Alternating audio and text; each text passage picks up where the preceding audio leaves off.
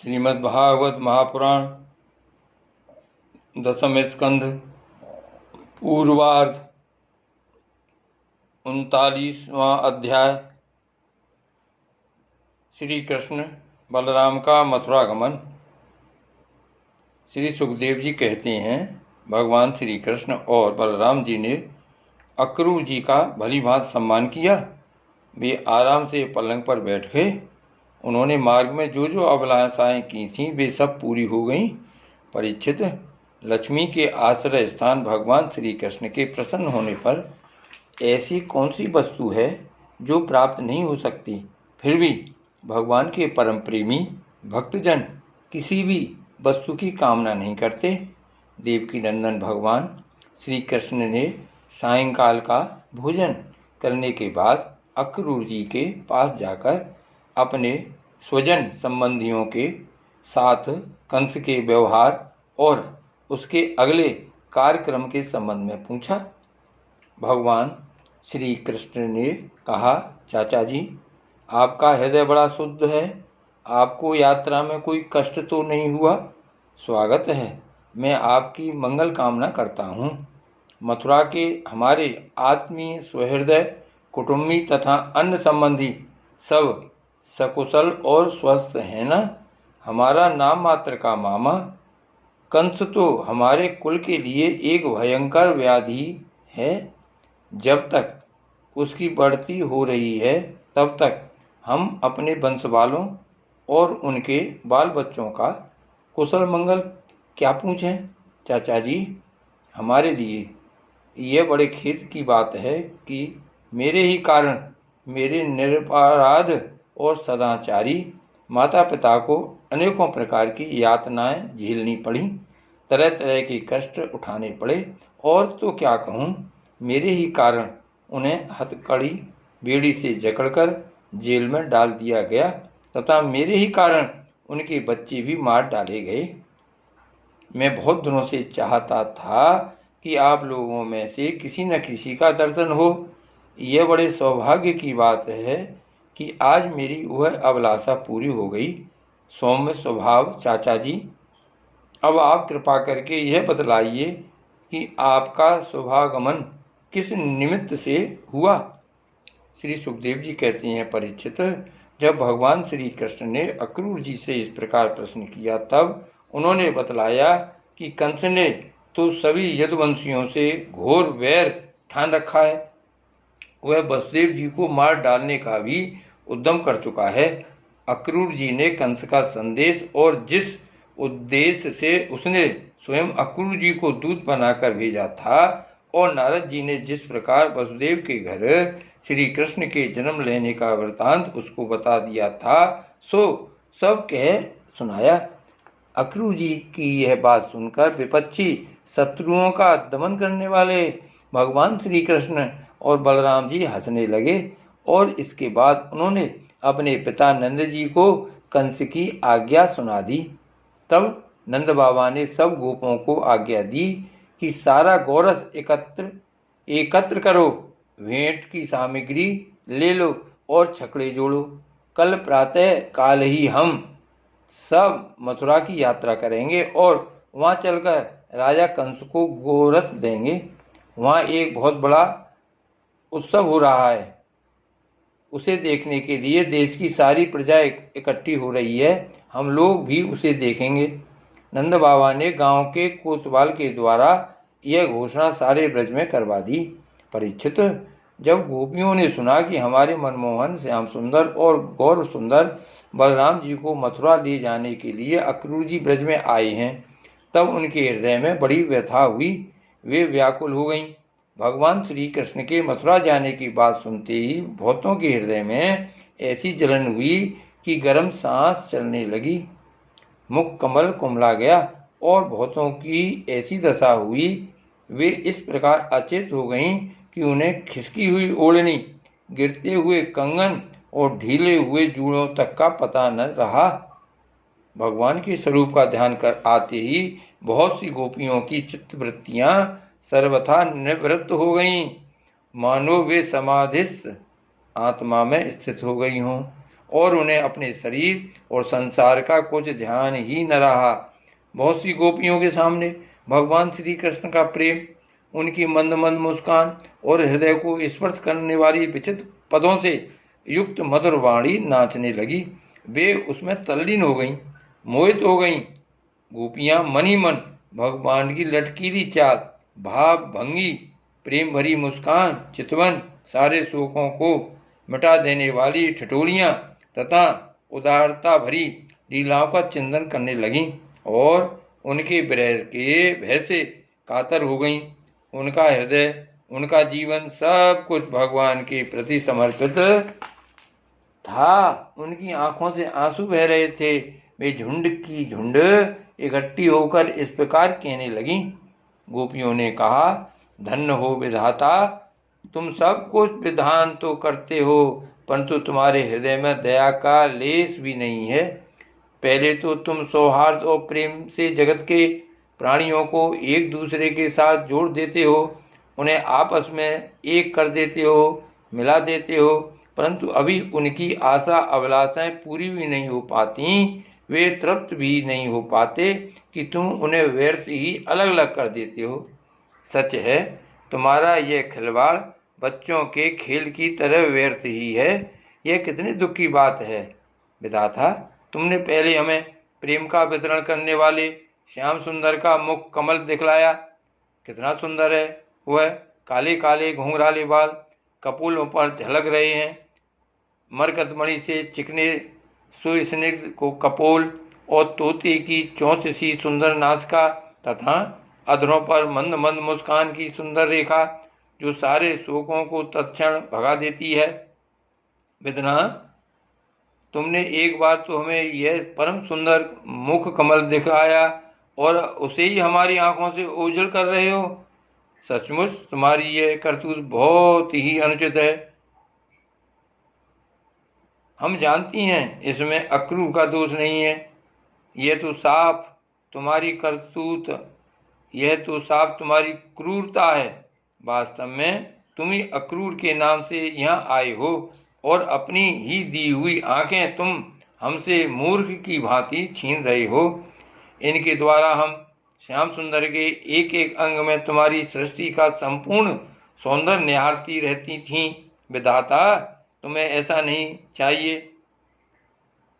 अहो, नंदनंदन श्याम सुंदर को भी नए नए लोगों से नेह लगाने की चाट पड़ गई है।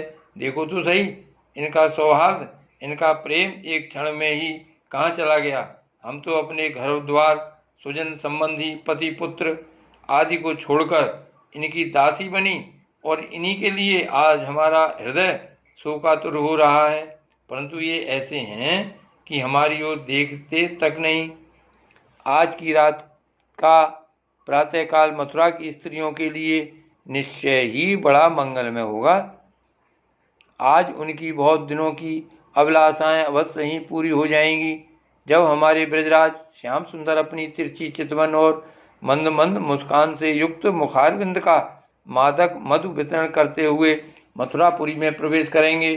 तब वे उसका पान करके धन्य धन्य हो जाएंगी।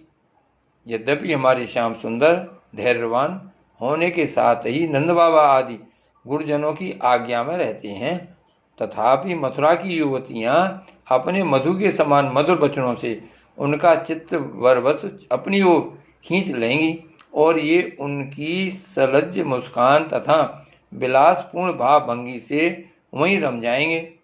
फिर हम गंवार ग्वालिनों के पास ये लौटकर क्यों आने लगे। धन्य है, आज हमारे श्याम सुंदर का दर्शन करके मथुरा के दासार भोज अंधक और वृष्णिवंशी यादवों के नित अवश्य ही परमानंद का साक्षात्कार करेंगे। आज उनके यहाँ महान उत्सव होगा। साथ ही जो लोग यहाँ से मथुरा जाते हुए रमा रमण, गुणसागर, नटनागर, देवकी नंदन, श्याम सुंदर का मार्ग में दर्शन करेंगे, वे भी निहाल हो जाएंगे। देखो सखी, यह अक्रूर कितना निठुर, कितना हृदयहीन है। इधर तो हम गोपियां इतनी दुखित हो रही हैं और ये हमारे परम प्रियतम नंद दुलारे श्याम सुंदर को हमारी आंखों से ओझल करके बहुत दूर ले जाना चाहता है और दो बात कहकर हमें धीरज भी नहीं बंधाता, आश्वासन भी नहीं देता। सचमुच ऐसे अत्यंत क्रूर पुरुष का अक्रूर नाम नहीं होना चाहिए था। सखी, हमारे ये श्याम सुंदर भी तो हम कम निठुर नहीं है। देखो देखो, वे भी रथ पर बैठ गए और मतवाले गोपगण छकड़ों द्वारा उनके साथ जाने के लिए कितनी जल्दी मचा रहे हैं। सचमुच ये मूर्ख हैं और हमारे बड़े बूढ़े। उन्होंने तो इन लोगों की जल्दबाजी देखकर उपेक्षा कर दी है कि जाओ, जो मन में आवे करो। अब हम क्या करें? आज विधाता सर्वथा हमारे प्रतिकूल चेष्टा कर रहा है। चलो, हम स्वयं ही चलकर अपने प्राण प्यारे श्याम सुंदर को रोकेंगी। कुल के बड़े बूढ़े और बंधुजन हमारा क्या कर लेंगे? अरे सखी, हम आधे क्षण के लिए भी प्राण वल्लभ नंद नंदन का संग छोड़ने में असमर्थ थीं। आज हमारे दुर्भाग्य ने हमारे सामने उनका वियोग उपस्थित करके हमारे चित्त को विनिष्ट एवं व्याकुल कर दिया है। सखियों, जिनकी प्रेम भरी मनोहर मुस्कान, रहस्य की मीठी मीठी बातें, विलासपूर्ण चितवन और प्रेम आंगलन से हमने रासलीला की वे रात्रियां जो बहुत विषाद थीं, एक क्षण के समान बिता दी थीं। अब भला उनके बिना हम उन्हीं की दी हुई अपार विरह व्यथा का पार कैसे पावेंगे? एक दिन की बात नहीं, प्रतिदिन की बात है। सायंकाल में प्रतिदिन वे ग्वाल बालों से घिरे हुए बलराम जी के साथ वन से गौएं चरा कर लौटते हैं। उनकी काली काली घुंघराली अलगें और गले के पुष्पहार गौओं के खुर की रज से ढके रहती हैं। वे बांसुरी बजाते हुए अपनी मंद मंद मुस्कान और तिरछी चितवन से देख देख कर हमारे हृदय को वेद डालते हैं। उनके बिना भला हम कैसे जी सकेंगी? श्री सुखदेव जी कहते हैं, परीक्षित, गोपियां वाणी से तो इस प्रकार कह रही थीं, परंतु उनका एक एक मनोभाव भगवान श्री कृष्ण का स्पर्श उनका आलिंगन कर रहा था। वे विरह की संभावना से अत्यंत व्याकुल हो गईं और लाज छोड़कर हे गोविंद, हे दामोदर, हे माधव इस प्रकार ऊंची आवाज से पुकार कर सुललित स्वर से रोने लगीं। गोपियां इस प्रकार रो रही थीं। रोते रोते सारी रात बीत गई। सूर्योदय हुआ। अक्रूर जी संध्या बंधन आदि नित्य कर्मों से निवृत्त होकर रथ पर सवार हुए और उसे हाँक ले चले। नंद बाबा आदि गोपों ने भी दूध, दही, मक्खन, घी आदि से भरे मटके और भेंट की बहुत सी सामग्रियां ले ली तथा वे छकड़ों पर चढ़कर उनके पीछे पीछे चले। इसी समय अनुराग के रंग में रंगी हुई गोपियां अपने प्राण प्यारे श्री कृष्ण के पास गईं और उनकी चितवन, मुस्कान आदि निरखकर कुछ कुछ सूखी हुई। अब वे इसी समय अनुराग के रंग में रंगी हुई गोपियां अपने प्राण प्यारे श्री कृष्ण के पास गईं और उनकी चितवन, मुस्कान आदि निरखकर कुछ कुछ सुखी हुईं। अब वे अपने प्रियतम श्याम सुंदर से कुछ संदेश पाने की आकांक्षा से वहीं खड़ी हो गईं। यदुवंश शिरोमणि भगवान श्री कृष्ण ने देखा कि मेरे मथुरा जाने से गोपियों के हृदय में बड़ी जलन हो रही है, वे संतप्त हो रही हैं, तब उन्होंने दूत के द्वारा मैं आऊँगा यह प्रेम संदेश भेजकर उन्हें धीरज बंधाया। गोपियों को जब तक रथ की ध्वजा और पहियों से उड़ती हुई धूल दिखती रही तब तक उनके शरीर चित्र लिखित से वहीं ज्यों के त्यों खड़े रहे, परंतु उन्होंने अपना चित्त तो मनमोहन प्राण वल्लभ श्री कृष्ण के साथ ही भेज दिया।